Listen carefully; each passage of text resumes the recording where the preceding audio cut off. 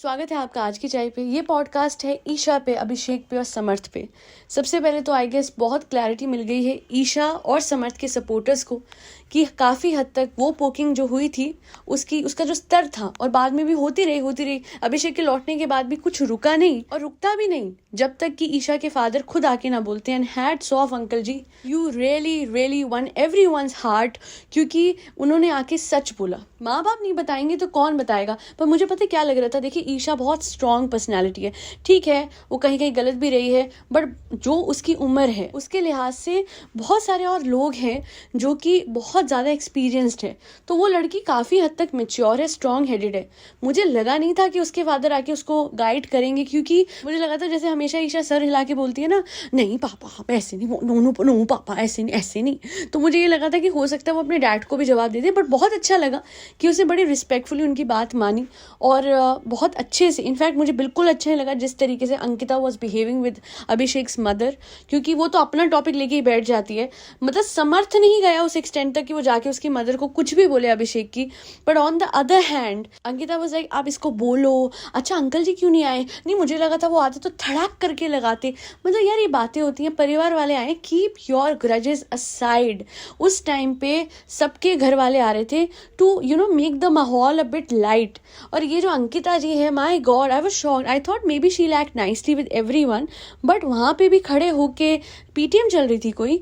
मतलब 100 बार अंकिता ने सी वाली गाली दी है अभिषेक को, मिडिल फिंगर दिखाई, and what not. And no doubt Abhishek ने आगे से बड़ी बदतमीजी करी है और तू तड़ाक उसको नहीं करनी चाहिए। But the best part was कि अभिषेक की मदर ने आके उसको गाइड करा कि भाई ये मत करो, अपने बड़ों के साथ ये मत करो। बहुत अच्छा करा कि उन्होंने भी बोला कि वो ये नहीं कही थी तू जो कर रहा है तू सही कर रहा है, तू जो कर रहा है तू बढ़िया कर रहा है, क्योंकि वहाँ पे ऐसा लगता है कि नहीं इसमें ईगो आ जाएगी। बट कम से कम ये हुआ ना कि उन्होंने गाइड कर दिया, आते ही बोला। सबसे अच्छी बात ये थी। पर इतना मैं ज़रूर कहूँगी कि जब घर में कोई भी बात हो रही होती है, तो अभी रिसेंटली आप लोगों ने एक रील देखी होगी, उसमें एक सीन है अभिषेक चल रहा है और सारे पीछे पीछे चल रहे हैं।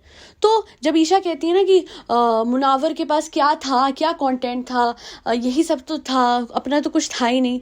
ईशा के पास भी देखा जाए तो क्या कंटेंट था। आप ईशा की जर्नी में से अभिषेक को निकाल दो, क्या बचेगी जर्नी। एंड अभिषेक के पास तो फिर भी बहुत सारे लोग थे लड़ने के लिए, बट मोस्ट इम्पॉर्टेंट जो एक कैरेक्टर रहा है ईशा की जर्नी में, वो एक्चुअली समर्थ से भी ज़्यादा कहीं ना कहीं अभिषेक था।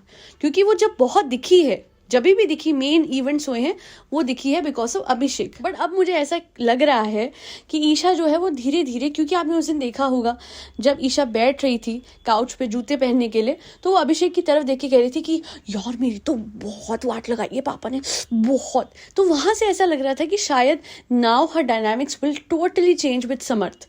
और मुझे ऐसा क्यों लग रहा है कि पहले के 14 दिन और आखिरी के 14 दिन, या जितने भी दिन बचे हैं, वो सेम होने वाले। एंड पता नहीं समर्थ भी निकल चुका है, तो मुझे बिल्कुल मिरर इमेज लग रही है कि वो स्टार्टिंग की जर्नी और एंड की जर्नी बिल्कुल सेम होगी। और अभिषेक से बिल्कुल, मतलब लोग भी कंफ्यूज्ड हैं कि भाई तुम्हारा चल क्या रहा है। अब तुम बातें कर रहे हो, एक दूसरे को देख रहे हो, स्माइल कर रहे हो। अभिषेक जब अपनी मदर के साथ खड़ा हुआ था और अंकिता डांट लगा रही थी, उस टाइम पे अभिषेक और ईशा में स्माइल्स एक्सचेंज हुए थे, बातें हो रही थी। तो अब ऐसा लगता है कि ठीक है, अब सब ठीक हो गया क्या। यहाँ पे ऐसे लोग लड़ाइयाँ लड़ रहे हैं, ये ऐसा है वो वैसा, ये ऐसी है, इनका तो अपना ही चल रहा है देखा जाए। और बेचारा, हाँ ये बात जरूर है कि समर्थ इन सब में बुरी तरीके से यूज हो गया, बिकॉज वो स्टैंड ले रहा था ईशा के लिए। और ईशा ने क्या करा, यार समर्थ तू क्यों बोलता है यार, तू क्यों कहता है यार, तूने उसको यार गलत करा यार, उसको पोक। तो इमेजिन कीजिएगा, वो अपनी पोनी टेल हिलाते हुए ये बात कर रही है। तो आप ये समझ सकते हैं ना कि ईशा ने सारा ब्लेम समर्थ के सर पे डाला। ईशा के फादर ने भी टेक्निकली, हालांकि उन्होंने सीधा बोला that you should be sorry, पुरानी बात आप उठाते हो, बट कहीं ना कहीं उनका इशारा भी ये था कि डोंट बी विद समर्थ। ईशा के फादर का बिहेव विद समर्थ आप देख ही सकते हैं। हालांकि मुझे समर्थ के फादर इतने अच्छे और इतने एंटरटेनिंग लग रहे थे, तर अगर वो आते हैं ना नेक्स्ट बिग बॉस में, ले आओ बिग बॉस। मैं तो कह रही हूँ समर्थ के फादर और सबकी चहीती सास, बिक्की बेटा बेटा तू कितना अच्छा है बेटा, ये तो प्लेटफॉर्म के पीछे बहू लाया था, प्लेटफॉर्म नहीं तो हम तो लाते ही नहीं, सीधी सादी लाते, हम तो ले आए एक्ट्रेस। तो सीधी बात है, आंटी जी को ले आना बिग बॉस और समर्थ के फादर और ईशा के फादर को भी ले आना, बड़ा मतलब इतना एंटरटेनिंग होने वाला अलग ही लेवल का। खैर जो भी है, coming back to the point, सीधा साफ दिख रहा था कि दोनों के माँ बाप यानी ईशा और समर्थ के माँ बाप खुश नहीं है इस रिलेशनशिप से। वो खुश नहीं है, ईशा के फादर स्पेसिफिकली खुश नहीं थे इस बात से कि समर्थ इस घर में आया है। ये बात पहले ही बाहर आ चुकी थी कि साफ मना करा था ईशा के पेरेंट्स ने समर्थ को घर में आने से, पर समर्थ फिर भी आया। उनका यही कहना था कि जिस तरीके से समर्थ आया, वही वो आयशा वाली बात कि मुनव्वर का जैसे वो इमेज खराब हो गया ना कि कितनी लड़कियां हैं, सब क्वेश्चन करने लग गए, वही समर्थ ने भी आके ऐसे ही कर दिया कि भाई कितने हैं। तब से हर एपिसोड में आएगा आएगा आएगा करके ईशा के लिए हुआ है। तो वो लगता है, और गलत भी नहीं लगता। देखिए अगर बेटी का कोई बाप होगा, कोई बेटी है किसी की, तो वो तो ये समझेंगे ना कि हमारी बेटी को कोई क्यों आए घर में और उसके फैक्ट्स क्यों खोले, बाहर जो हो सो हो। पर बेटी के माँ बाप कभी भी नहीं चाहेंगे कि इस तरीके की बात सामने आए कि भैया ये इतने दिनों से 14 दिनों से इस लड़के के साथ, अपने एक्स के साथ फ्रेंडली हो रही थी, सर पे हाथ फेर रही थी, बैठ के बातें कर रही थी, बोल रही थी मैंने माफ कर दिया उसे बिग बॉस। और फिर एक लड़का आता है समर्थ नाम का, वो इस घर में आता है, ये डिनाई करती है, उसकी वजह से वो और बुरी बन जाती है जनता के सामने। फिर वो लड़का बताता है कि भैया सारी की सारी चैट्स और फोटो दे के आया हूँ। फिर उसे समझ में आता लड़की को कि हायला मैंने क्या करा। फिर वो एक्सेप्ट कर लेती है। तो ये सारी बातों में कौन ज़्यादा बुरी दिख रही है? ईशा। डेफिनेटली हम इस बात को कंसिडर हमें करना चाहिए कि ये लड़की है, बट सच तो ये है कि अगर अब वापस से ईशा वही करती है कि समर्थ निकल गया और फिर अभिषेक के साथ फ्रेंडली हो गई, तो no doubt use and throw वाला कॉन्सेप्ट चल रहा है in the case of Isha, and she should introspect her actions. क्योंकि मैं ये नहीं कह रही वो पूरी तरीके से गलत है, पर मैं इतना ज़रूर बोलूँगी कि समर्थ को बहुत हर्ट होगा कि, और बोला तो था ना अभिषेक ने कि भाई तू भी रोएगा, देख ले तेरे साथ भी यही होगा। और मुझे ऐसा लग रहा है पता नहीं क्यों कि हिस्ट्री विल रिपीट इटसेल्फ। और जब ईशा जो है इस घर से बाहर निकलेंगी तो अभिषेक की तो अच्छी दोस्त बन के निकलेंगी, बट चिंटू भैया जो हैं, जिनकी गेम अच्छी चल रही थी, जो जब इन चक्रों में नहीं पड़ रहे थे और अपने इंडिविजुअल चल रहे थे और एंटरटेन कर रहे थे, गरबा कर रहे थे, वो सो गुड, बट सडनली पता नहीं क्या हुआ, चिंटू को क्या एलर्जी हो गई अभिषेक से, जो पहले के कितने दिन नहीं हुई थी, कि सब सारी गेम खराब होगी चिंटू की। और ये क्या चक्कर है थप्पड़ का, मुझे समझ नहीं आ रहा है। थप्पड़ मारा कि नहीं मारा, मतलब अगर नहीं मारा है और ये बात अभिषेक मुनव्वर को कह रहा है कि भाई उसकी मम्मी ने मारा था, उसने मुझे फ़ोन करके बताया, बट करण जौहर के सामने जब ये बात हो रही है बड़े कॉन्फिडेंटली ईशा ये कह रही है। इतनी तो बेवकूफ़ नहीं है ईशा कि अगर नहीं मारा होगा और कोई प्रूफ नहीं होगा तो वो ऐसे धड़ल्ले से बोलेगी।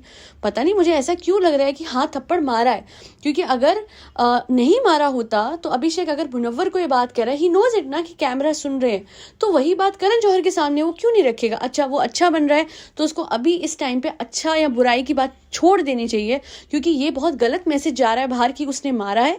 क्योंकि अगर उसने नहीं मारा उसको सामने से बोलना चाहिए कि नहीं मारा, आई हैव द प्रूफ, मेरे पास रिकॉर्डिंग है, या फिर ईशा के पास प्रूफ हो ही नहीं सकता कि मैंने मारा हूँ क्योंकि मैंने नहीं मारा। और अगर उसने मारा है तो इट इज़ वेरी रॉन्ग कि वो पीछे से कुछ और कह रहा था और आगे से कुछ और। हाँ अभिषेक को सपोर्ट करते हैं कि उसके साथ गलत हुआ, पर इस दुनिया में कुछ भी हाथ उठाना जस्टिफाई नहीं कर सकता। और टीवी वाली बात भी सेम है, बड़ा कन्फ्यूजन है बहुत ज़्यादा, क्योंकि ईशा इतनी कॉन्फिडेंटली ये बात रखती है। अगर ये बातें झूठी हैं तो उसी टाइम बोले ना अभिषेक कि क्या बोल रही हो तुम, आई हैव द प्रूफ, ऐसा कुछ भी नहीं है, या फिर तुम्हारे पास कोई फोटो नहीं है, मैं डंके की चोट पे कहता हूँ। नहीं, अपना सच तो सामने रखे ना अभिषेक, अभी तो बहुत कीचड़ उछल चुका है इन सब में, कम से कम अभिषेक को अपना सच सामने रखना चाहिए। मैं ये नहीं कह रही कि वो बोले ईशा ऐसी ईशा वैसी, नहीं, अपना तो बताए कि सच क्या है, किसने थप्पड़ मारा था किसने नहीं।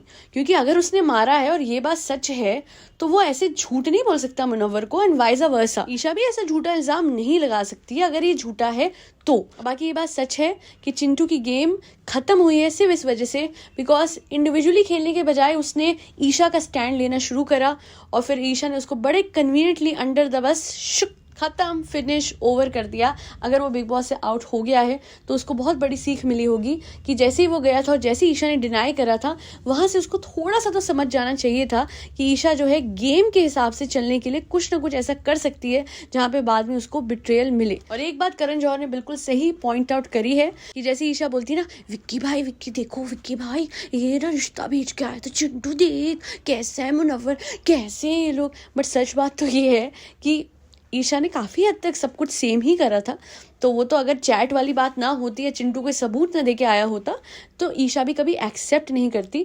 तो खुद का जब घर होता है ना शीशे का, तो ऐसे दूसरों पे पत्थर नहीं मारे जाते। और जो मज़े वो ले रही थी, बार बार इधर से इधर जाके एक्साइटमेंट वो दिखा रही थी, अगर वो इतना ही सिंपैथी फील करती है टुवर्ड्स आयशा, वहाँ पे थोड़ा सा उसको मैच्योर एक्ट करना चाहिए था। बिकॉज वी सीन ईशा में दिमाग तो है, समझ तो है, but maturity to handle such situations वहाँ पे वो लैक कर गई। खैर, आज के लिए इतना ही। अपना ओपिनियन रखना भूलिएगा। With respect to this podcast, that be all. Take care of furry babies. ठंड से उनको बचाइए, उन्हें आप शेल्टर दीजिए, और साथ ही साथ जो भी ज़रूरतमंद है उनको गर्म कपड़े बांटिए। और भूलिएगा मत, 22 जनवरी आ रही है, रामलला घर आ रहे हैं, दिवाली हम सब ने धूमधाम से मनानी है। आज के लिए इतना ही। जय श्री राम, हरे कृष्णा, राधे राधे।